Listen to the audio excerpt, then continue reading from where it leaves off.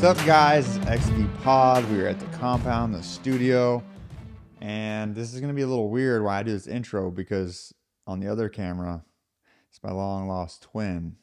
Colbey, what are we doing, big dog? Man, it's another great day. Hey, quit shaking so much, man. It's my fault, bro. I just be getting nervous.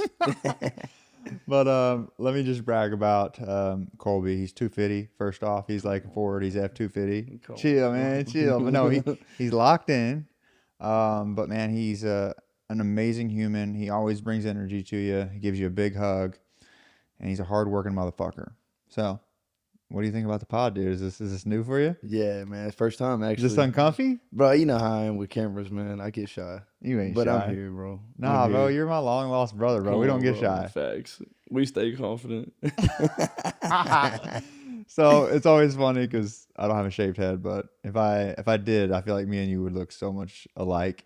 And then, you got the splash of Travis Kelce that I don't have. Yeah. I'm like the older brother, bro. I'm like the ugly one. I'm just sprinkled in, Me and the Kelsey family, we just sprinkled in a little bit. Exactly.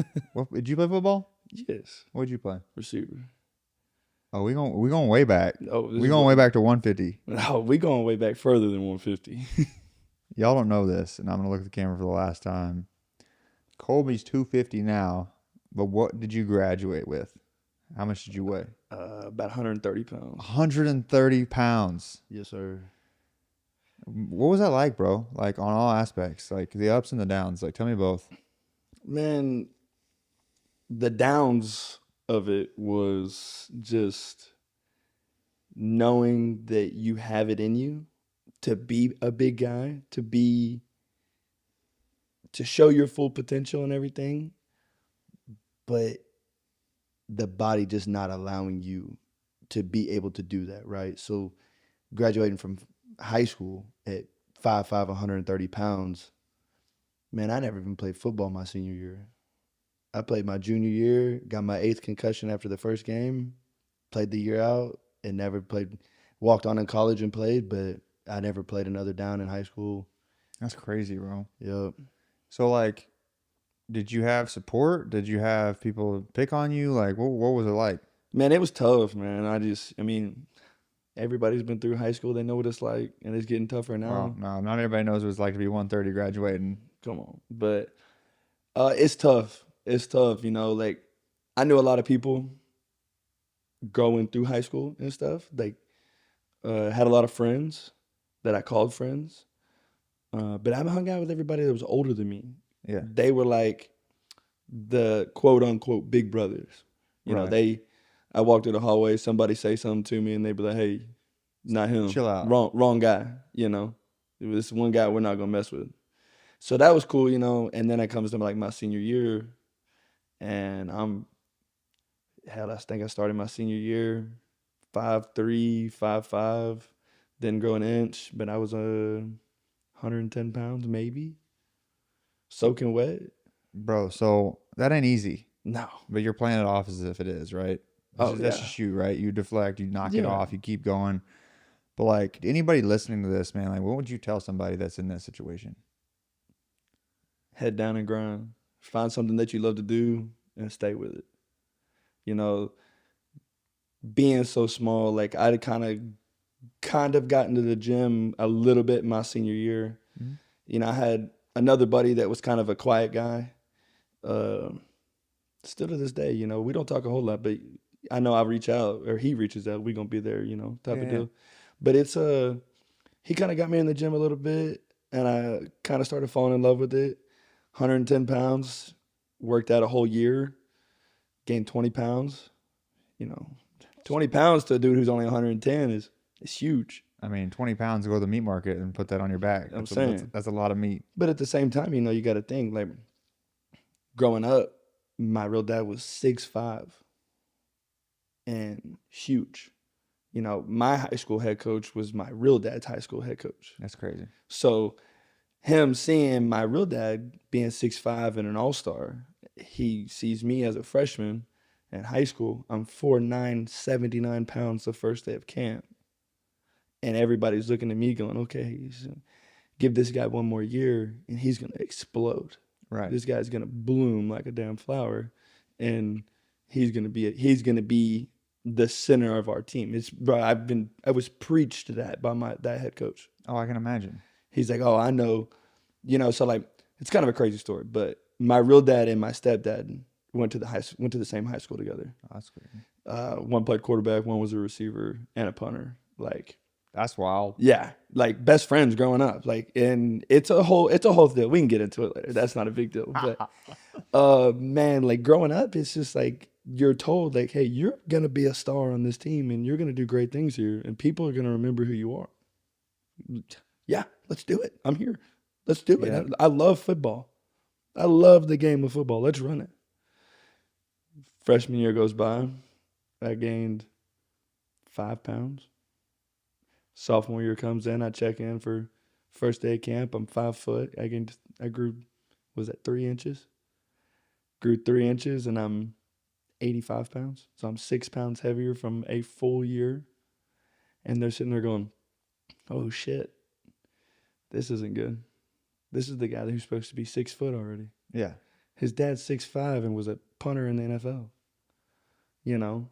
Where's that guy? Where's these genes coming? Yeah, where's this? When does this not come knocking on the door, kicking in the front door, going, oh, here it is. Right. Then that goes by. End of my sophomore year, still playing receiver, getting my head knocked off. Under 100 pounds.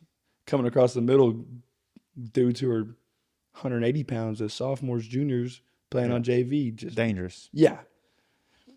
Going into my junior year, 5'6", not even 5'4". I think at my junior year I had finally hit 100, like 105 going into that year. First play of the game, go chop the safety, running back jumps over me, knees me right in the back of the head. Wake up in the hospital. Don't remember nothing. Then I'm looking at my mom and my dad weeks later and going, man, I don't know if football's it. And they're like, really? What? You love football? I do. But my head hurts. But I love life a little bit more. My head hurts all the time. That was my 8th concussion. I had growing up playing football my whole life. I had so many concussions. By the time you get hit and then you hit the ground, mm-hmm. I don't even think it's hit. I think the ground hit actually is probably the thing that does the worst. Majority of the time. Yep. So in senior year, you're just on the sidelines, just chilling. Yeah, watched my brother play. My brother was a linebacker at Forney, and my sister was on the dance team and hung out every day, every game, and watched them. Do you feel like that's shelled you in a way to be confident? What do you say that did for you? How did it mold you into who you are now? Man, when you're so little and so many people just, oh look, let's mess with a little guy, poke the little guy, push the little guy. Man, you ain't not about to fight nobody. You gonna stand up for yourself, being the smallest dude in the school. You gotta talk shit somehow. I'm telling you, that's where I learned. I had to. It's the only thing I had. Talk shit a little bit, talk my way out of it. Talk shit a little bit, talk my way out of it. I'm telling. I'm not still got that. Oh yeah. We have a little fun now. So then when's your Wheaties year happen? Freshman year of college, grew 8 inches and put on 65 pounds in 9 months. New man, brand new man. Watch out. Came back home.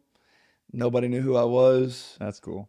You want to talk about like can't wait to leave a town that you've lived in your whole life, and then you go to college and come back 1 year later and nobody knows who you are.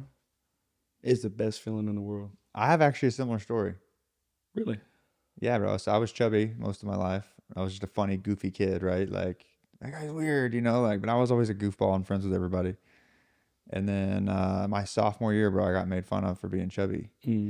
I'll never forget. Like, I was a sophomore dating a senior, which was cool. I'll give myself credit there. Yeah, but come on. We were in the hallway, dude, and she's like, let me see your abs. I'm like, hell no. I'm holding my shirt down, like, no way. She starts tickling me anyway. Finally, like, she pulls my shirt up. And, dude, I'm flexing so hard, bro. Like, I could have crushed a peanut, bro. Like, like pistachio cracked on, bro. Like, I am flexing hard. Yeah. And she pulls up my shirt. She's like, okay, now flex. And I'm just, bro, you could have read it on my face. Oh, like, for sure. Oh, man. So that summer, man, bro, I just went crazy in the gym. Like, and we had a pool house. Mm-hmm. So the pool house was like 98 degrees. So like, dude, we brought all the gym equipment in there. And so, dude, I remember being like, I don't remember how much I was, if I was 180 or 200, but I came back my junior year and lost 30 pounds, and I was the most shredded kid in school. Yeah. What did it teach me? On the guy side and on the women's side taught me that the way you look, you're going to be judged and approached and all these different things. And I was like, oh man, shallow as a plate of cereal. That's a term that comes to my head. Like, pretty much. Just because you're attractive, all of a sudden you have all this attention. Mm-hmm. And it taught me, like, wait a minute, what do I really want in my life? Who was actually friends with me before? Different dynamic of that, right? And then it also taught me how to treat people. For sure. Yeah, yeah. Like how many people, and like this is something that I wanted to do when I was growing up in high school. And I wasn't perfect by any means. Like, you know, I was a big goofball. I was a popular kid, different things. But can you imagine going to school and no one saying hi to you? Every day. Like, you might have had that. Yeah, every day. I didn't have that. But my goal when I was in high school was like, you know what? I'm going to hang out with the kids that maybe don't have that. Yeah. So like I'd be in class, bro. I'd sit with the kids in class that like, and I had so much fun.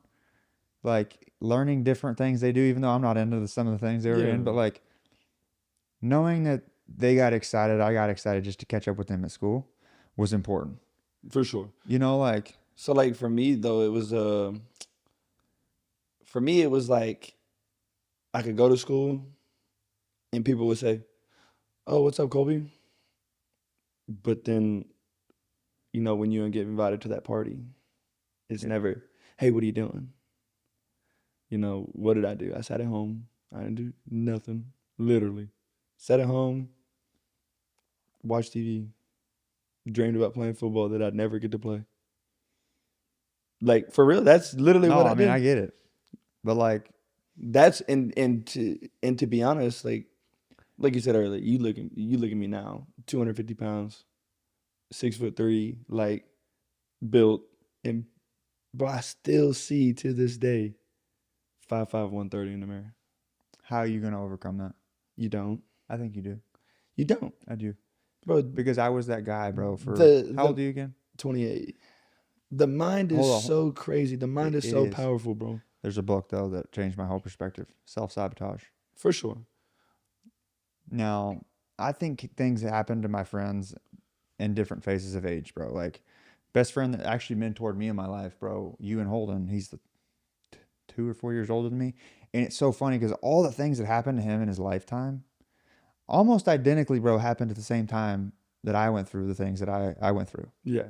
And then, like, Chris is in my life, and Chris is 2 years younger than me, and it's like, Chris quit his job. Chris found himself. Chris elevated himself. And, like, each year, the same things happened to me, dude. And I feel like 28 was the day. 28 was kind of the year where I was like, man, I'm over this. I'm over impressing people. I'm over trying to fit in all these spaces. Not saying this is what you're doing by any means, but it's like, I don't ever look at myself how I used to be anymore. And I'm like, it took me a lot of wins. It took me a lot of getting myself around the right people for them to believe in me so that I could believe in myself. No, for sure. Like, I don't see you as that. I know you do, but it's like, man, what if you also believed what everybody else sees? See, and I agree with you. Put that in quotes for a second. Yeah. What if you see what everybody else sees? For sure. How much different is your life? Man, see, that's the thing, though. It's like... Okay, I got a better question. Okay. Do you believe you have something great that's going to happen in your life? Absolutely. What is it? Man, to be a dad. That's my great. That might sound crazy, but no, it doesn't make sense. Like, it doesn't, because your situation that you grew up in, like, you want to be the best. Yeah. So, little backstory to it. Yeah, I know the backstory. Yeah, you know a little backstory. So it's growing up. Dad left when I was real young. Is what it is. Grew up with it. My stepdad comes in the picture. Hang on. Do you play that off? Play off what? Truthfully, is that really still hurt you? No, honestly. Okay. And can I ask another question tied to that? Yeah. How would you tell somebody to let go of that? To let go of it? You probably could have been mad for years, bro. You could have been mad at your situation. You could have been mad at your cards. You could have been mad at the world, bro. I mean, skinny to, all the different things, bro. Like, you have every reason to be mad. For sure. How did you handle it? Man, and this is the God honest truth, right? Mm-hmm. Wake up sophomore year of college, absolutely depressed out of my mind. And woke up one day and said, what am I so upset? What is forcing me to be this way? Why? Like, what am I not letting go of that is making me not want to get out of bed, sleep all day, sit in my room and watch TV? Is it my 4 random roommates that I had living in a college apartment? Mm-hmm. Was it I looked at myself as just a nobody? Was it I grew up without my real dad who didn't talk to me, and then I turned 18 and wanted to be my friend again? Wanted to be in the picture? Was it I didn't really know where I was in life? I just was going to school. That's college. Right. At the time, college was college. Well, that's what you're told you're supposed to do in the first place. So it sounds crazy. Ended my first semester is my sophomore year. Damn near fell out of school, which isn't new. Like, school is really, should have never. College was a great experience. Loved it. A lot of party. Loved it. Loved it. College Huge time. College was great. Learned a lot about myself. But the turning point for me was I looked myself in the mirror and I said, wake up. Nobody can make you happy but you. Right? So if all it takes is, like I said earlier, the mind is a powerful thing. If you can look at yourself and find yourself, I mean, every day, bro, how often do you look in the mirror every day? At least all once. I look past the mirror, and I don't mean that in any weird way, but I have to constantly every day check myself. And I'm not talking physical, bro. I'm talking looking through me, like my internal. Because if my internal doesn't match my external, I'm not really me. See? So I wake up, I'm 19 years old. Not even. Yeah, not even, because I got to college, going into college at 17. Because I was one of the youngest kids in my class. Right. So 18, 19-ish. And had to look at myself in the mirror and go, you can only control what you can control. Go be happy. Go do something every day that makes you happy. Because if you don't do something every day that makes you happy, then what are you doing it? Doing it for everybody else. Yeah. And they don't even know what you're doing. Exactly. They don't. And in reality, majority of the time, most people don't care. And the other thing to that is you're 19. Do you know how many people wake up at 50, 60, 70 years old? Still don't know what they don't want. Look in the mirror. Yeah. I mean, dude, that's what this is. The war room of what we're doing is literally what you just said at 19. Mm-hmm. If you're not waking up doing something that makes you happy every day, what the fuck are you doing? Exactly. And man, you know. Well, it's hard, dude, because I was raised, and you're going to be like, oh, yeah, I was raised like that too. Mm-hmm. But like, my dad used to tell me, he said, son, it's not always fucking rainbows and fucking crowns. Yeah. It's not always what makes you fucking happy. Sometimes it's not what you got to do, not what you want to do. It's what you got to do. Mm-hmm. That line. Yeah. And I look at it and I'm like, gosh, dang it. I want to believe it to this day. I do. I really do. I want to be able to think like my dad and be like, man, I appreciate that line. Mm-hmm. But I don't. Because I don't think people ask enough questions to figure out what makes them happy. I don't think my dad did things to make himself happy. I think he did a lot of things in place to make everybody else love him or like him. No, there's a difference. What do you think the difference is? How old your pops? 67. How old are you? 31. There it is. I'm telling you. But that's the thing, is like most of the time, like, but wisdom. But now think about it. Your grandpa. Don't know him. Never met him. Really? Fair. See, so then I'll speak from my own experiences, right? So my grandpa, whom is friends with your dad, which is blows my mind still to this day. It's crazy, yeah. Not surprising though at the same time. Yeah. If they're anything like either one of us. Exactly. Obviously. They are, obviously. But it's like my grandpa grew up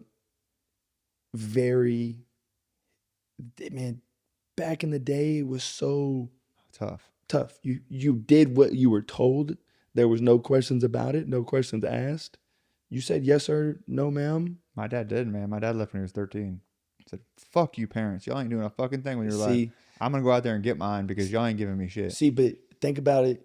Back then, everything was earned. Of course. Everything was earned. How often are things earned nowadays? Taking advantage for sure.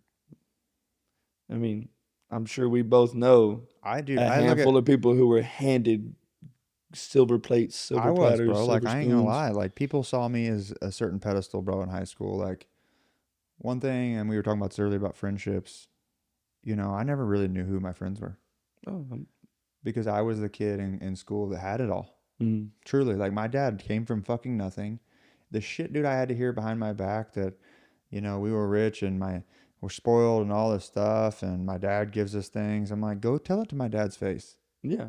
Because they don't know the backstory of how hard and how much pain my dad had to go to. But see, nobody ever knows the backstory, and that's But why they don't want to. Yeah, but that's why they do it behind their back.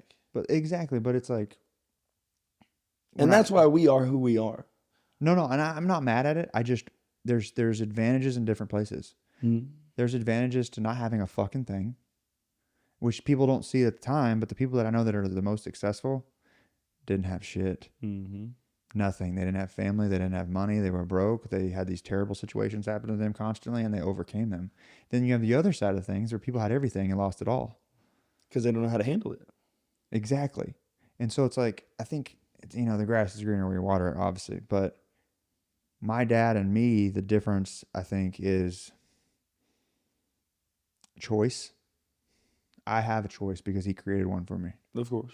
He didn't have a choice. He had to create one for himself. He didn't have anything. He had to make it. Yeah. My dad gave me a couple options. Like, I look at my dad's life and I'm like, gosh dang, man, I got it easy. Even though I've had my own shit happen that nobody knows about. For like, sure. Same with my mom. I'm like, and dude, you don't know much of that, but like, I got to give my mom grace, man.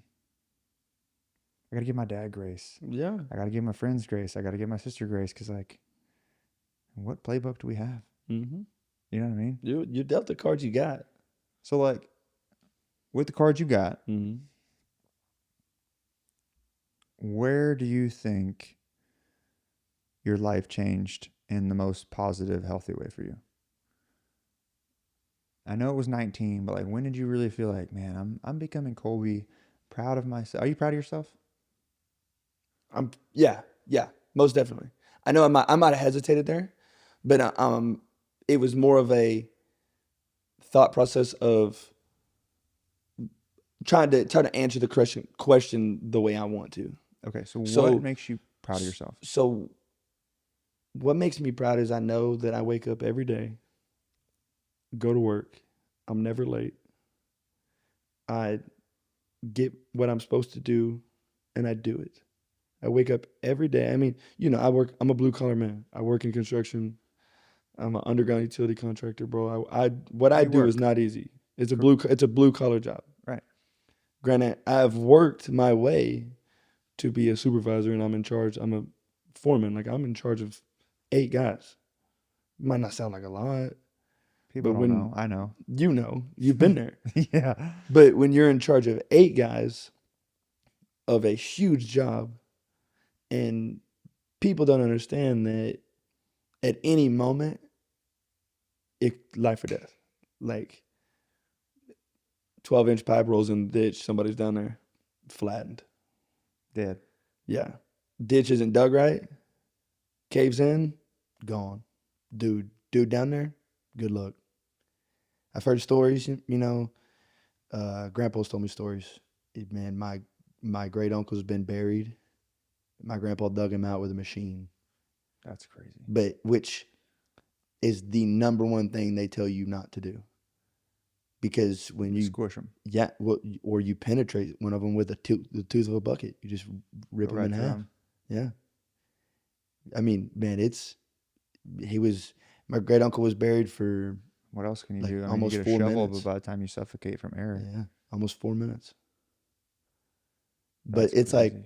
like, man, I wake up every day. I go to work. I work 10, 11 hours every day. Then make it a priority to go home, change, make it to the gym every day. Even on like Man, I've been on immediately a story pops up in my head. Working a water leak in the middle of a road, did it for 15 hours. Man, I was there at 7 a.m., started, finished the water leak about 10, went home, showered because I'm drenched in water, and still made it to the gym. Why? Like, it's like I said earlier, you got to find that thing that makes you happy. Man, the gym is a safe place for me. That was a question I wanted to ask you. It's a happy thing for me. Of course it is. And it's scientifically based on your neurons, your dopamine spikes. Like, there's way more to the gym than people think. Oh, you look good. Here's something I struggle with, and I don't know if you struggle with this. Is like, I've stayed in pretty crazy shape for the last 12 years. Yeah. Okay. Don't go look at mine.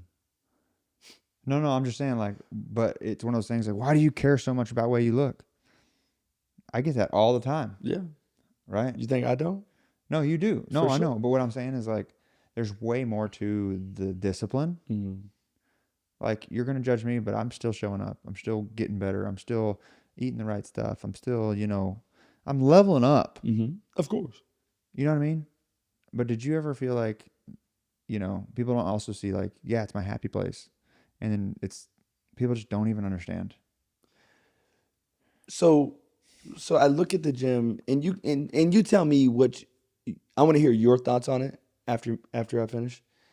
So for me, the gym is considered a happy place. It's a safe place for me, but it's also where I taught myself how to stay disciplined.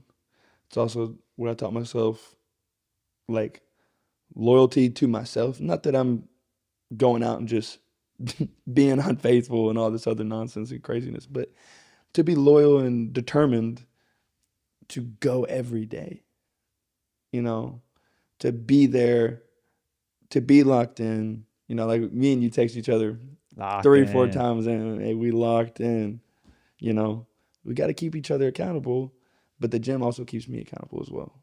My gym has changed my life. Oh, absolutely. 100%.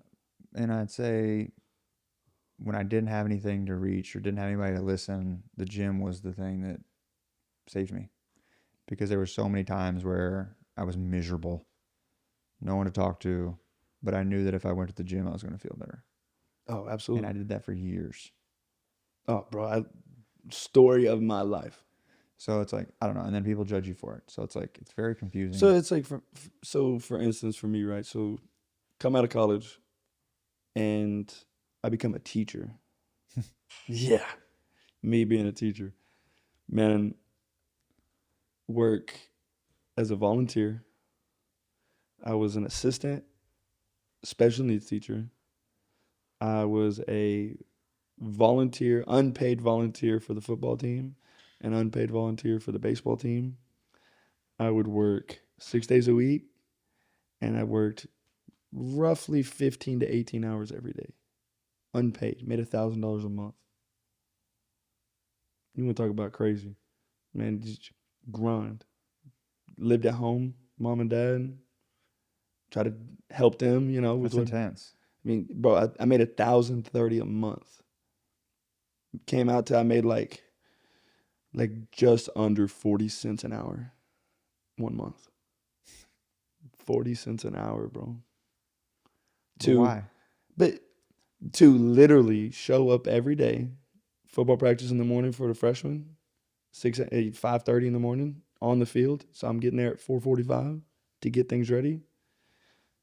To be with the high school special needs kids and get my ass kicked 3, 4, 5, 6 times a day. And I mean, man, if you've never been around it, you don't know. Yeah. But Chris's mom special needs her whole life. But so it's one of those deals, man, where it's intense. It's intense because they don't know their own strengths. But man, I seen a kid pick up a school desk with one hand and throw it across the classroom, bro. Superpower. Yeah. You want to talk about when people say, hey, Colbey, how strong do you want to be? That's how strong I want to be. Yeah, I want a desk with one hand. Yeah, I want to pick up a desk with one hand and throw it across the classroom like it was a freaking paper clip. That's hilarious, bro. So then I get my ass kicked 6, 7 times a day. To then go to football practice after school, Then I have to collect the film and download the film and upload the film for us to be able to watch the next day, first thing in the morning, and go to the gym.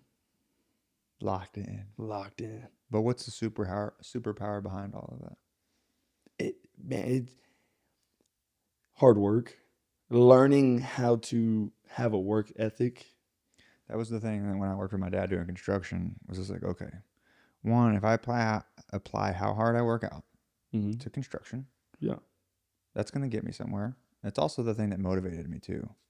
When things were hard and I was shoveling, when I was pulling concrete, when I was drilling, I'm like, how many reps am I doing in my head? Yeah. Like, bro, I know you do that. Bro, I'd come home from the summer during college and go work construction with my grandpa. Man, they hand me that sledgehammer. I'm sitting there going, oh yeah, I got this. I've been working out. No deal. You take 5 swings and that sledgehammer done worked you out. Oh, dude. You ain't working that. You know how to use the art of sledgehammers, man. Like, I'll never forget, man. It was raining. We were in Heath one time. Pouring huge concrete job. We were doing forms. And it was raining. And, bro, I slung that into the sledgehammer into the stake, bro. It went in half. And the way I had my boot, I had the stake pushed up against the 2x6. Yep. Bro, I broke the wood and I just smashed myself straight in the shin with the sledgehammer. Bro, I threw that sledgehammer as far as I could, bro. And you didn't want to go pick it up, but what'd you do? I don't even know if I did, bro. Come on, bro. We Fire know you me. ain't. Fire me, Dad. I'm done. I'm done. I don't want this sledgehammer. You know what? I'll go buy you another one if that's the case. I'm done with that one. Honestly, that kind of stuff, bro. Here's the thing. In construction luck. space, I don't play with fire, bro. Mm-hmm. Like, you have a bad day doing certain things, you might as well just stop. Oh, absolutely. Like, people don't understand that. I'm like, some of those times, like, you know, the day where you're like, fuck, I keep dropping shit. Mm-hmm. I'm superstitious, bro. When construction, I'm like, okay, I smashed my finger today. Mm-hmm. I had something else went funny. I'm like, all right, I ain't pushing this throttle because, you know, like heavy tractors, you doing utility pipe, like you never know what's gonna happen. But bro, I'm pretty superstitious about that. So I know for myself, like whenever something like that's happened to me, and say we're only halfway through the day, I'll bring my guys together, and I'm going, hey boys, listen. Today's the day. Today, for some reason, I got this weird feeling. It's happened to me all day. Nothing's going right. Nothing will go correct. Right? Yeah. I look at them all and I say, this second half of the day, we're going to move slow. We're going to move collective as one group, just so we all make sure we're safe. Bro, because leadership. You got to. You have to. I mean, well, it's funny because, man, like, I had a realization the other day. I'm like, excuse me. If we all just slow down just a little, oh yeah, nothing crashes. Bro, like, if you really think about certain things of how fast we actually move. Like, I think about dirt bikes. I grew up on dirt bikes, man. I'm like, would I really crash if I would just slow down? Mm-hmm. You know, like car driving, right? You go fast, you're gonna crash. Like, it's just gonna happen. You know what I mean? Yeah. Like, you take an airplane and the airplane pushes too hard, too fast, it's gonna crash. Yeah. And it's kind of funny. It's like, okay, well, why don't we just do that in our friendships, our relationships, our businesses? Is like, we're always trying to move so fucking fast, and then expecting no crash. Yeah, we're expecting just gold plates at the end. You know, everything's just gonna. Well, and like in the construction space, I don't know how you are. I was taught to just work 100 miles an hour. Like, I would literally, and I get screamed at because my dad's the way he is, but like, if I wasn't running to shop, I'm talking physically running. Mm-hmm. I'm not talking like a little walk. Oh, I'm with you. I know exactly. I've done it. I've been there. Like, ridiculous. Sprint in the boots. And I'm like, is this still not enough? Like, what else do you want from me, bro? Look, bro, we got the boots, we got the starch jeans, you got the belt on, you got the button up on, you going, and then you just are supposed to be in a dead sprint, headed to go get that shovel or go get that tool out the truck.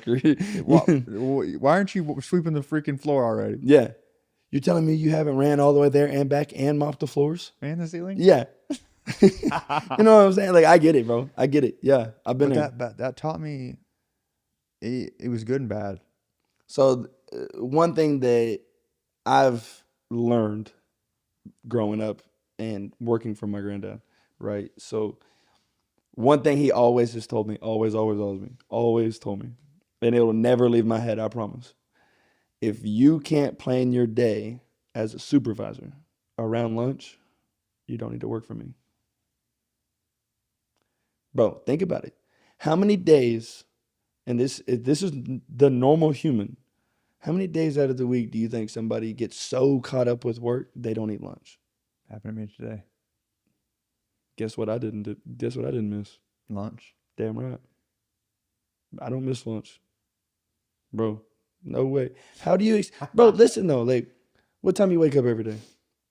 Summertime 6, wintertime 7. Okay. So you wake up at 7 o'clock. Mm-hmm. What'd you eat? Today specifically? Yeah. Like what time? What time did you eat? Like right when you got up? No. How long? I didn't eat till like 1 o'clock today. Bro, and you talk about how you want to be big and you want to. No, bro. I literally told good. Mariah today, I'm like, I've honestly fucked up. I've just, and she's like, why? I was like, honestly, like, so one thing about me, I move quick. There's a gap between successful people. It's how fast is action and problem. For me, my brain works where I need an edge to be great. Yeah. Because of the discipline aspect of something, it's almost like if I told you, hey man, you're doing a bodybuilding competition, March, okay, it's something you're looking forward to. So you're training harder now, you're eating better now, you're disciplining your sleep, you're getting your. It's your a goal to go in. reach. It's something to chase. Yeah. My brain type is a chase, and so like I haven't had that crazy drive. Like if I knew I was going out of town in a month that I needed to lean up, cool, I'd be in the gym. Yeah. Also had this stupid foot injury where it's like I've driving me nuts. I can't walk very well. You need me to fix it? Yeah. My toe, bro. I'm about to just cut that bitch off. But for me, I'm in this phase right now where I'm like, okay, you got to know my brain type, bro. But it's been so. We are the same person. It's been so fast, bro. Well, in the idea innovation, I don't know if that's like, I don't know. We'll break that down. But anyway, I wrote down everything in 2024 that I didn't do. Yeah. Okay. So like, imagine getting on that board right there, putting 2024 at the top, and sitting here for 4 hours and thinking about all the shit you didn't do. Mm-hmm. What would that do to you? I mean, I get what you're saying. Well, we have two different worlds. Yeah. Imagine you took off work for a week and nobody worked. Okay. Okay, that Monday you'd be like, boom. You gotta be hyper focused. You gotta dive into your shit. You gotta, for sure. I'm with you. Like yours is like a little bit different, where it's like when 5 or 7 p.m. hits, it's like I got my gym, I get to reset tonight. Yep. I get to wake up tomorrow. Yeah. Mine, I don't get that anymore. No, you do. You do. You just but hang on, hear me out. You do have it. You just, I feel like, and I could be wrong, right? But I feel like you can, if you plan your days, like I get it, you're busy. I know, I've seen your schedules before, bro. Like you're busy, you're grinding, you're going to work, you're leveling up. There's phases of it. They're up and downs, and you might be in an up right now. That's right. Which is great, right? But what everybody has the same 24, right? Everybody has the same 24 every day. So I wake up 5:45 every day right now. Mm-hmm. My job is 15 minutes up the road. Thank God. I love my sleep. But 5:45, I wake up, get up, brush my teeth, get ready for work, go to work for 10 hours, get off about 5:30. And man, I'm able to leave work mentally and physically. I used to be able to do that. So then I can get ready to go to the gym, and now I can lock mentally and physically. I can get ready to lock into the gym. Mm-hmm. Then after that, I can mentally get ready to go eat dinner or do whatever else I need to do for that night. Right. But you as a person, and I know because I've seen what you do for work. Look, all this. This isn't even a. This is for fun. But I've seen what you do with your work. You have to, and it took me a while, you have to be able to learn to turn work off, because if not, it'll affect your sleep. It'll affect your life. I'm non-negotiable on my sleep, actually. Bro, see, I'm the same way. So, but it's like, but at the same time, like you have to find A peace. I get what you're saying. Yeah, you have to find a peace at some point at the night to say, okay, I'll pick up here tomorrow at 7. Yeah, I'll pick up here tomorrow at I 8. think I try. I want you to think about this for 2 seconds. Grandpa gives you company tomorrow. Tomorrow. Okay. What do you do tonight? Same thing I do every night. I'm talking the whole company. Yeah. Finance department, Mm-hmm. operations, the lead teams, everything. You know what I'm going to do? I'm going to go to bed. I'm going to wake up in the morning. I'm going to figure it out. See, that's what I don't do because, but hear me. Okay. The preparation of organizing the night before, calculating the things you need to do so that you're ready to go at the morning. I used to be the opposite, and I would work construction with my dad, and I'm like, okay, I'll get it in the morning. And then all the things I thought of that night, I couldn't sleep very well because I had so much anxiety trying to figure out what I had to prepare for the next morning. I get that. So and I would struggle with the same. I would. So the thing that was, it's really stressful is like we have 12 different jobs going on in one day versus one job in one day, where my brain has to constantly innovate how to make the operations system better, faster, stronger, so that we can get to the next phase of where we're going. Because right now, I'm in a position where I am out of time. I am out of mental capacity. I am out of financials. Because once you work so much and you make so much financials, you also sold your time away. Yeah. So in order to get that back, I have to operate and constantly innovate ideas for 5% time back, 5% money back, so that I can put that energy into something else so that I can get more time back. And that's my goal right now is I need peace in my life, but I do know that if I'm going to get to that next phase of my life, which is certain people around me, financials, building this compound, I have to put in those extra hours mentally to be able to prepare physically. Okay, so Grandpa's 72 years old. Be 73 in, what's today? The 5th? 19 days. Christmas Eve. Right? 73 years old, wakes up every day, 5 a.m., goes to work every single day, and has no dream of retiring. Of course. But he loves what he does. He loves what he does. So, still to this day, we talked about it last week, actually. He told me, he said, Colbey, I think it's time Double R as a company takes a step back. He said, we've gotten so big, so fast, out of hand so fast. He said, sometimes you have to draw back to be able to take one step back to take 5 steps forward. Of course. I call it the snowboard effect. Yeah. Right. So, hope these guys are doing great. But 3 weeks ago, we fired 10 guys. Okay. So now we went from 5 or 6 crews to 4 crews, and everything's running so smooth. Because the operations, the efficiency are all tying together. Yes. That's what I'm saying with us is like we have to figure out a new solution, whether it's more people or less people, because we're basically, it's the hidden valley. And you probably know this in a different space, but it's a lot easier in my perspective based upon construction and creatives. You can try to get people to show up at 6 a.m. and you can find people for that. You can. Can't find a creative to wake up at 6 a.m. and get shit done. No. It's 2 different worlds. Yeah.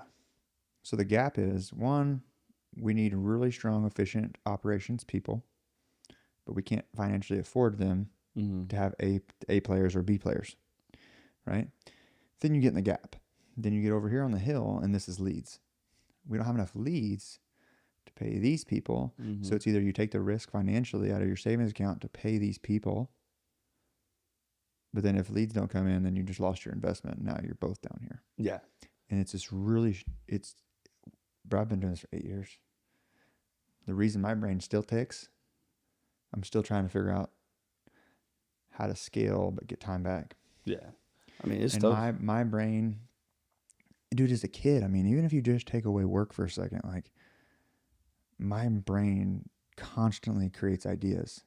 You ask Chris, like, you can tell me something right now, and I can probably think of 50 different ways to do it. I've seen you do it. Yeah, you ain't got to prove nothing to me. I've seen it. I wish I could slow that down, but it's also my gift. Yeah, of course. It's a weird Achilles heel, bro. Like, yeah. You know what I mean? So I think Mariah's added a lot of peace in my life.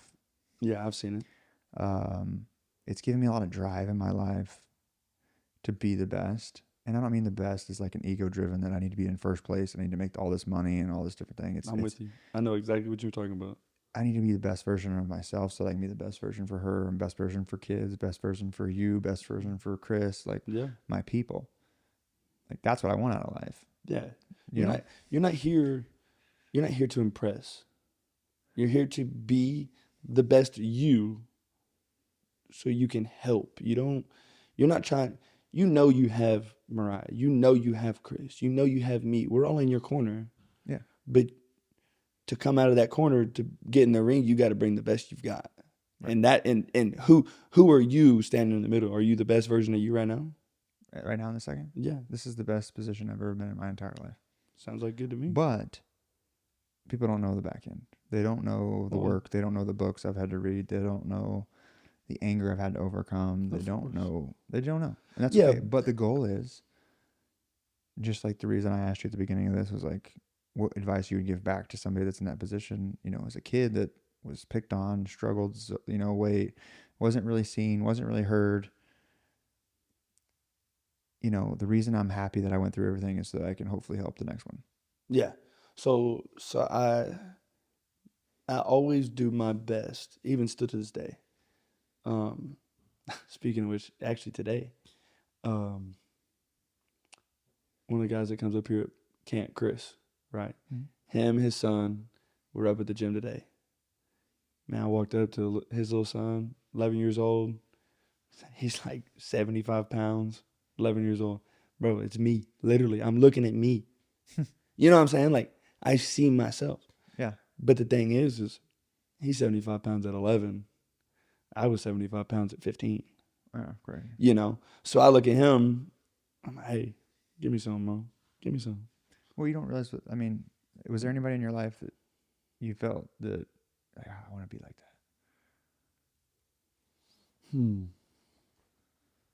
That's tough, bro. That's tough. I didn't really. But it's like now I think that's where I am so. That this goes back to why I also can't stop. Yeah. Because that right there bothers me because I'm like, how can I find a way to be able to be the person that somebody needed when I was that age? Yeah.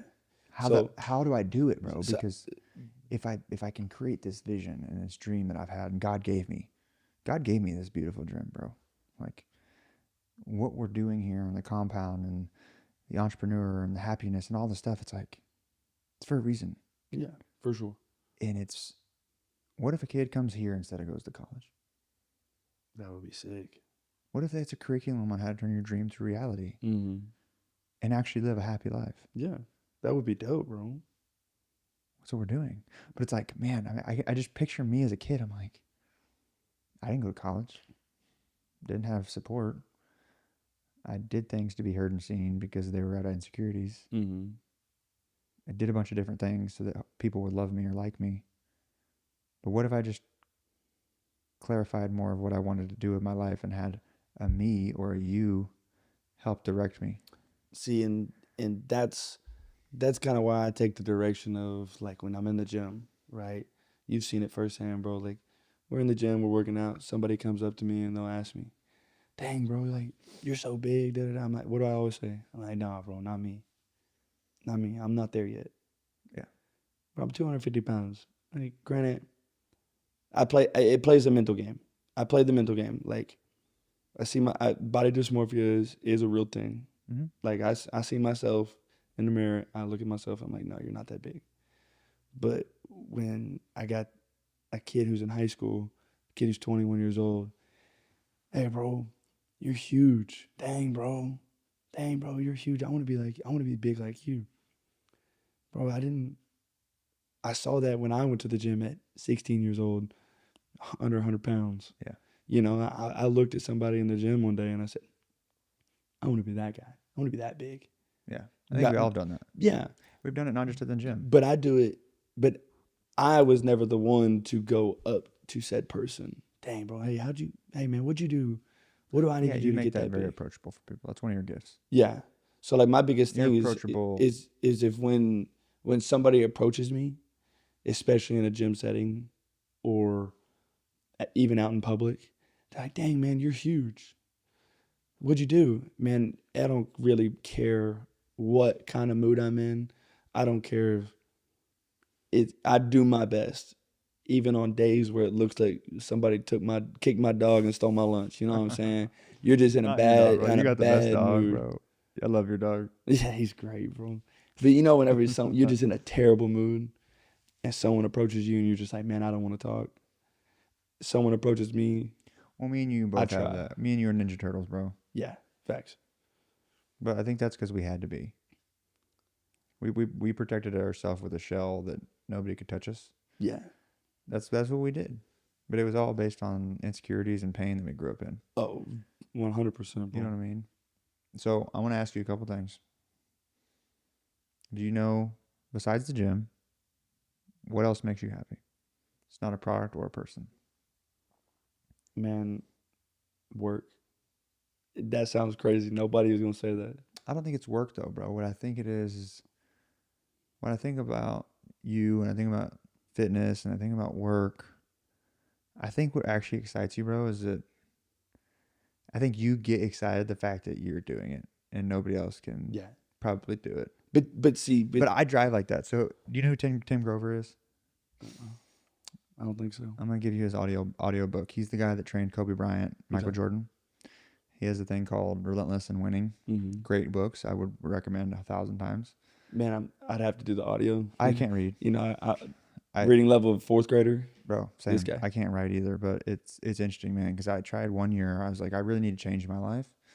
And I was like, I'm going to convert my music to audiobooks. Okay. Change my life. Because you're taking 30, 40 years of experience down to 2 weeks, 3 weeks. And so by the time you think about how many books you could actually listen to in a year, you just collectively gained 500 years of knowledge. Yeah. Which people don't think of it that way. But like, why wouldn't you just study somebody that's absolutely great in a specific area and learn their mindset? Yeah. And so anyway, Tim Grover has this thing called a cleaner. A cleaner example is, okay, you're doing a pipe, you're digging a ditch. Okay, this is easy. Starts raining. There's 5 people in there. You're there. Everybody's like, oh man, I don't really want to get down in the ditch. It's muddy. It's wet. All of a sudden, it gets colder. All of a sudden, more shit starts happening. But yet, you're kind of looking around, and everybody else is like, and you're like, I got this.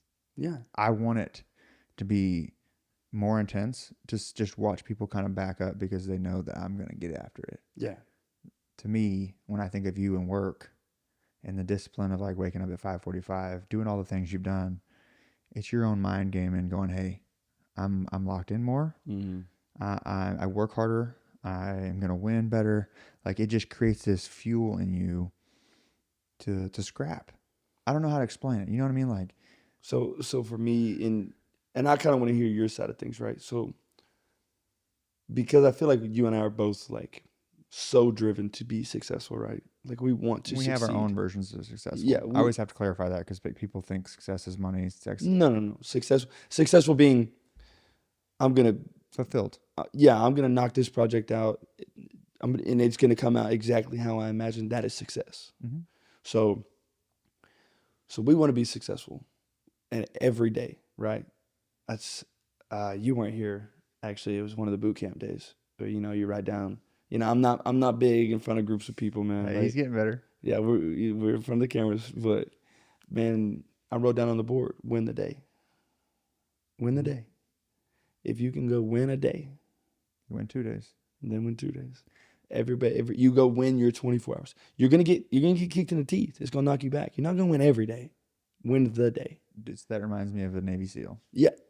Navy SEAL says, I'm not gonna quit today, but I'll think about quitting tomorrow. Yeah. And you think about that.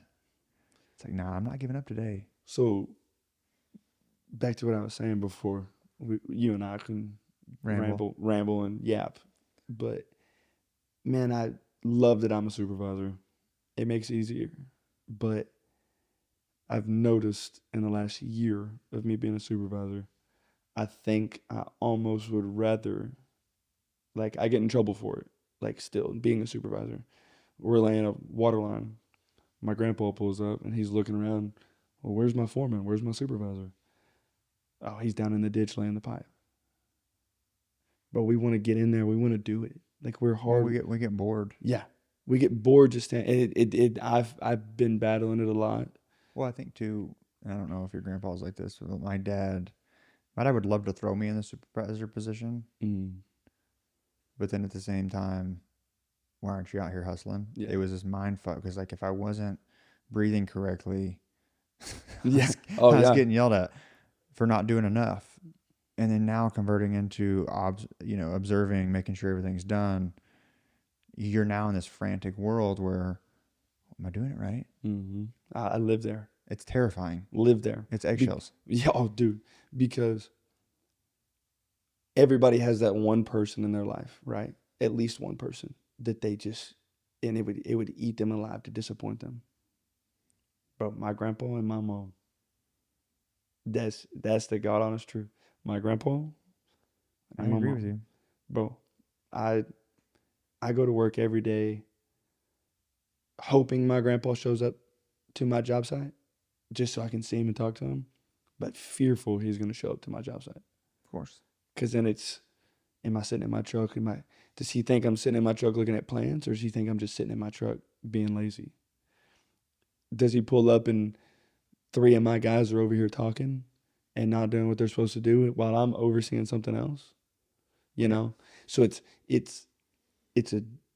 a fear of disappointing him that I think drives me so hard to be successful and win a day of work. I know that more than you can imagine. But the day that I got out of that was the best thing that ever happened to me. And you love your grandpa. And I love my dad. Yeah. Mine was so fear driven that I was miserable. See, I guess say fear driven for me isn't the correct term, because I'm not. I'm okay if I actually But is there also a day that your grandpa feels like you're actually a disappointment, or you're just actually fearful of that? fearful of that. See, I'm hearing, you stupid motherfucker, you can't do a fucking thing right. I get that. Granted, it's never been directed to me, but it's one of those deals that can very easily be like, for instance, it just happened to me actually this week, Monday, right? So finally get put into the system to where I can, and into our system to put in everybody's times and this and that. Like normally we just actually fired our general superintendent and he was always like, hey, just shoot me a text. Let me know shoot me a picture of your notes. Just write it in your notes. I'll take care of everything else. Yeah, great. I've been doing that for a year and a half. 8 guys, write their names down Monday. And everybody's time's the same. It's not like, this guy only worked Monday through Tuesday and Tuesday, and this guy worked Thursday, Friday, But everybody's time is pretty much the same. 7 to 5, 5:30. And I just take a picture, everybody's names, how many hours they worked that week. If they missed a day, I put it in parentheses under the day they missed, send it over to him, and he filled everything out for me. Monday comes around, they hand me a timesheet. Friday, actually it would have been Wednesday because it was Thanksgiving Thursday. And Wednesday, they finally put me in the system, and they go, okay, we want your time in by before Monday morning. How do I do that? Yeah, someone wanna help? Like, someone wanna show me? No, you got it. You've been doing it this whole time. Yes, sir. Figure it out. Yeah, but that's the thing though, is like, it goes back to, you don't want to disappoint, right? Well, I think it's a lesson to be taught, right? I So, think problem solving is your power. Yes. So when your grandpa's grown up and was thrown to the wolves to learn, he does it to me. There are times when he would look at me and go, "Hey, this guy's going out of town." This was a year and a half ago, 2 years ago. This guy's going out of town and needs to go run his crew. First time ever been in charge of anybody. He's got 7 guys over there. I know them all. Been around them my whole life. But it's how do I go over there and run a crew for a week? I mean, dude, it's the thing. It's just, I actually told Mariah, I said, the one thing that I want us to be known for, quotations, is figure it out. Yeah, absolutely. And like, not just a relationship, but like, I want to problem solve, bro. Mm-hmm. I don't want people to sit there and throw a fit and pour me and pour all this for somebody else to solve their problems. Absolutely. That's what I think is the difference between, now I think about it, dads and grandpas versus us. It's like their parents or their whatever didn't help them with anything, so they had to figure it out. They want to help us, but they also want to show how hard it was in their era to be able to do what they do. What do they say? There's a saying that says it takes 3 generations. So like your first guy, your first generation, so it'd be like your grandpa, right? Mm-hmm. Or your great grandpa grew up with nothing, figured it out, made his way. Right. But he was never wealthy. Your second guy, your second generation, your offspring to that, sees how hard his dad's worked. And now he knows he's got the money. He's taken everything he's learned on how to figure it out. So now your second generation he's made the money because he's learned, he was taught how to figure things out, and he took it to the next step, right? So he's rich. He's your wealthy guy. Where your third generation, their kids, they don't do anything. They don't know what to do. They don't know what to do. They've never been put in this situation because their dad is just beyond wealthy, right? It's values. So tragedy happens. Grandpa's gone. Dad's gone. Start over. Now this guy, he's got all the money from the inheritance. So what? Spends it all. What does this guy do? Fall off. He don't know what to do. So what? It starts over, right? So he then now goes back to the bottom. He's got to figure it out. So where do you think you and I lay? Because I know where I lay, and I think you know where you lay. Yeah, no, I do. I don't know if nobody knows this story, but my dad let me fall. No, same. Just go ahead. But he also pushed me off the ledge. Yeah. It wasn't on my own necessarily. It was kick me off the fucking top of the skyscraper. And I don't think it was a healthy way. I think, and this is the thing I struggle with, is how do you teach your kids to live a healthy life, provide for them in a space, and then also teach them struggle? That's something I haven't figured out how to tap in yet, because you want to give them a good life. You want to prepare them for life. You want to prepare them with people. You want to prepare them to be able to say things and hear and be seen and all these things. But how do you teach them that dog if you have it all? Man, it's like, you know what I mean? Like, oh, I'm with you. Man, in reality, and I think the best way to do it is you help them, but you don't give it to them. Yeah, you teach them how to. Well, this is what I think. One, you appreciate effort. Yeah. Instead of accomplishments. Mm-hmm. Because if you're working and your grandpa's like, hey man, effort was great today. Well, then what are you going to work on tomorrow? Yeah. Effort. You're not going to, hey, you did great today moving that tractor. See, but here's the difference for me. That right there was never said to me. It's expected. It's expected. Well, and the other thing is, like, why would somebody say something to you if that's what's supposed to be done anyway? Exactly. So the biggest thing for us is, you know what doesn't make sense to me though? And like, dude, there was a conversation about 4 or 5 weeks ago with my dad sitting across from me right here at that couch. And it was the first time in my entire life at 31 years old, my dad listened to me. It was a 4-hour conversation. It was the best conversation I've had in my entire life at 31 years old. And I have a thing. Have I talked to you about the 8-second hug? I think so.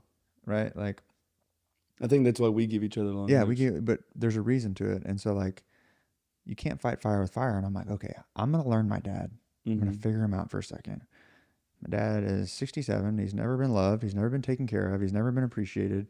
You know, he's been abandoned. Nobody's giving a fuck about him. Mm-hmm. What does my dad want? And I think as kids, we have to think about this because, you know, I always say this all the time, is like, whatever people give, they actually want to receive. And so, like, I started doing some studying. I was like, okay, how do I approach my dad when he's mad? And then I was like, what does my dad need? I was like, my dad needs a hug. You know what's crazy though? Is like, Hold on. And this is the crazy part. So then I started researching it, right? And I'm like, okay. And you know me and dopamines and oxytocins. Yeah. I'm a nerd with that shit. 8-second hug increases your dopamine and your serotonin. It releases a safeness. My dad's never felt safe his whole life because he's been abandoned. He's been anxious. He's had to figure it the fuck out. Yeah. So my dad gets mad one day, and dude, I just bear hug him, man. Like, but I grab him where he can't move his arms like a penguin, and so I just wrap him up, and I'm like, 8 seconds, Dad, and I start counting, and dude, he's cussing at me, he's screaming at me, and like 4 or 5 seconds go by, and he's laughing. And I'm like, holy fuck, dude, I'm onto something. Yeah. So then every time I see my dad, even though he doesn't hug me or he like it freaks him out, he doesn't like it, I would do it anyway. And dude, it's so funny now, fast forward, he gives my sister 8-second hugs now. He gives me 8-second hugs and he actually counts them. That's what I'm talking about. But the crazy thing is like, my dad is so stubborn, but he finally got to release that and be like, wow, I'm loved. So do you think it's stubborn? My dad's very stubborn, but he's very hurt. So hang on. Do you think it's stubbornness? Because for my dad to change the way that he thinks, yes. Okay, but I'm not talking about the way he thinks. Do you think your dad, when it comes to, because your dad, we go back to the same thing. Your dad and my grandpa and you and I are all kind of, it almost seems like we're all tied together. In reality, you know what I mean? But my grandpa didn't, like, bro, Thanksgiving, first time he's ever texted me happy Thanksgiving. Because he appreciates life. But he's not a hugger. Still to this day, he shakes my hand. Have you tried to hug him? Yeah. What does he do? He gives me a small hug. But here's the deal. Is he stubborn or is it how he's raised? Your grandpa or my dad? Both. Because I know how my grandpa was raised. So, yeah, I think both, because my dad doesn't want to show weakness, and he'll pretend like he's good when he's not. And I think showing a hug thinks to him that he's weak. So I agree with you. And that wasn't taught from being raised. That was taught from being abandoned. So grandpa grew up in a very, I don't want to say non-loving household. Yeah, my dad has no idea what that is. So because obviously, like, my grandpa's got two brothers, older and younger. He's right in the middle. You know, his older brother fought in the Vietnam War, like, tall. They were like, you know, Bobby's gonna be fine. My grandpa comes, and they're like, well, Ronnie's fine. Ronnie will always figure it out. Well, then his younger brother shows up, and they're like, oh no, give him everything. Give him everything. Every year, totaled his truck growing up, brand new truck off the lot, 0 miles on the truck, off the lot. But then when my grandpa goes and turns 16, he's like, hey, Dad, I want a new truck for my birthday. Well, then go buy you one. Well, you just bought Randy a brand new truck last year. Well, can I get one of those? No, figure it out. But it's really, and it's passed on generation to generation, right? My mom was the same way. Yeah. My mom always knew she would figure it out. They always knew my mom, Brandy's gonna figure it out. Brandy's gonna figure it out. Yeah. Now, granted, my mom doesn't necessarily do that to me. Yeah. But I'm the least worried one. They know I'm gonna figure it out. I've done. Well, you've already been through the low, bro. Yeah. The thing is, like, if you don't know what the low is, like, how are you gonna figure it out? So I had to fight my way through. So back to growing up in an unloving, loving household. Man, my grandpa told me, he said he never gave his dad a hug, not one time. Yeah, and that's the thing that like, bro, I hug my parents. I give my mom, you say 8-second hugs?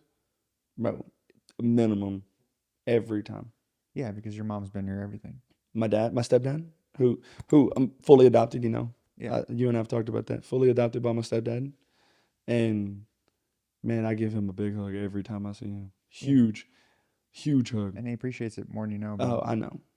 Because, like, I struggle with this. My dad's stuck in his ways in so many ways, bro. It's just, like, it's ridiculous. It really is. And, like, you can't be open-minded. I don't care if you're old or young. You can always learn lessons. That's one thing that, like, in relationships that I always got appreciated for was, like, I'm always open-minded to learn and grow no matter what age I am. Like, I'm not going to be that stubborn son of a bitch. No.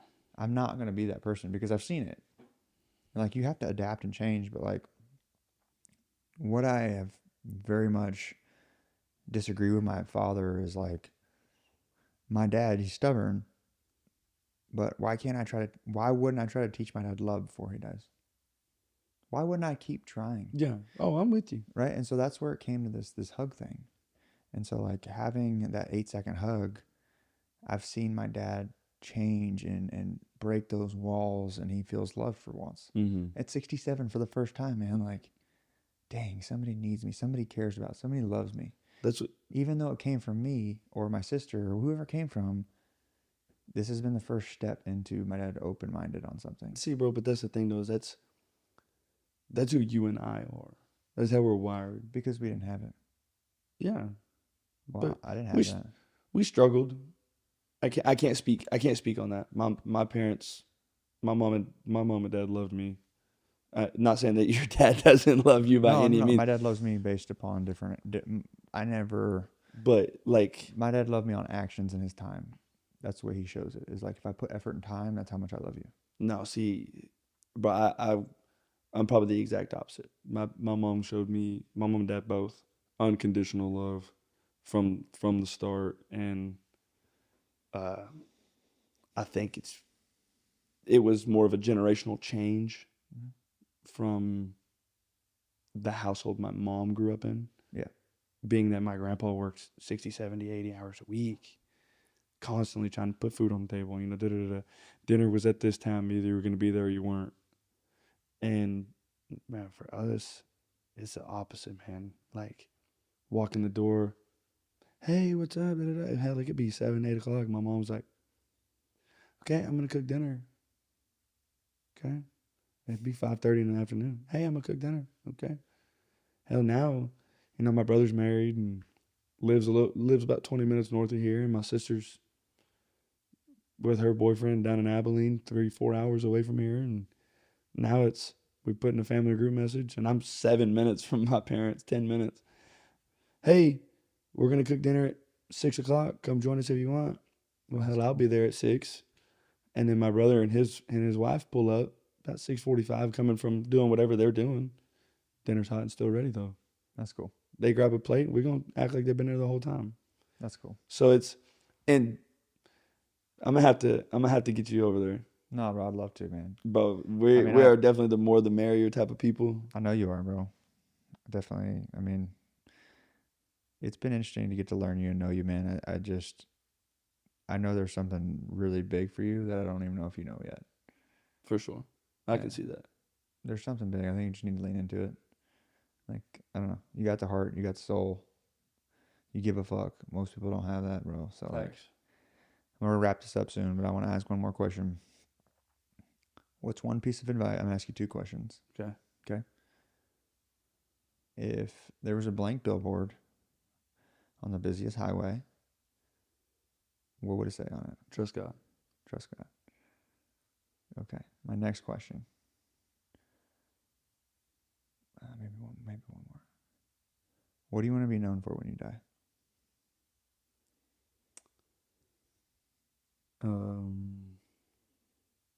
That I cared, right? I cared for everyone. I want to be known for, like, being a hardworking man that provided for his family, was a great father, cared about his family, speaking from experience. For me, I say speaking from experience, it's kind of wishy-washy, because I grew up with my stepdad at a very young age, and that is my father, like 100% through. But fighting at such a young age. Yeah. That's my stepdad. You know, you fight. I mean, you're a kid. I was a kid. I didn't know that I had another man walk in my life and treated me as his own from the very first day. That's crazy. Like, man, I know what it takes. I've seen it firsthand. To be a man. To be a man. And to be a man, and then to walk into another, and to be with a woman who has kids, and to just step in the role of dad, whose kids, who they are not yours, and their dad's not around. Right. How I mean, think about that. He probably saw, you know, a version of himself in you. Yeah. You know, he probably may have had his own situation where he's like, I needed somebody like your stepdad, your dad, to be that role. Yeah. You know what I mean? Like he For knew sure. that. But man, when I say killed it, bro, I couldn't think of a better. There's absolutely zero chance that I would ever go back and say he didn't do exactly what he did for a reason. Like, top tier, bro. I can tell. Top tier. I mean, great dude. Damn near get my humor from him. Like, Goofball. Goofy. Granted, he's about 5'8", big old watermelon on his head. Like, he got a big old head, man. But that's my dude, bro. That's my guy. I mean, it's your backbone, bro. Bro, yeah. You and having your mom, bro. It's something nobody can understand. Just to see him, you and I've talked about it a little bit. Just see kind of some of the stuff he's going through, like with his cancer treatments and shit like that. Like, bro, and he'd walk in here right now, and you would have no idea. Yeah, just joy. Yeah, bro. 24/7 smile on his face, ready to go. People that I've learned to have the smile on their face, man. One, there's a sad part of it that they're either faking it, and the other side of it is like they're so appreciative of what they have. Oh yeah, that's it. That's the secret sauce. It's like, how do you have a happy life? Appreciate the life. Mm-hmm. Be grateful for what you got. Man, control what you can control. God's got to figure it out. Yeah. I love it, man. I'm so happy we did this. We got to do this even more often. We could do some fun stuff, some funny stuff, some life stuff, but we're getting kind of deep today, but we'll have fun with that. I want you to look at that camera, okay? And then I want you to give one piece of advice that you feel like would help someone. One piece of advice would be, you're loved, wake up tomorrow, and go win the day. Go win the day. Go win the day. Go win the day. Because not everybody gets to wake up every day. Dude, I had a crazy thought probably like a month ago, and I was like, what if you could somehow access people that died yesterday? How mad would they be at me for today? Oh, for sure. Like, I think you and I have talked about this before. It bothered me. I'm like, that's another reason why I can't turn my brain off. I'm like, gosh, if somebody was here and could take and replace me for a day, like, they would do so much. But my piece of advice actually has a lot to do with you, bro. Trust the process. You have a purpose, you have a plan, and it might not be your plan. It might be just God's plan, and it's God's timing, and everything's kind of aligns in between there. So keep your head up. You might be 250 one day. Come on. XP Pod, we are out, and we'll catch you soon.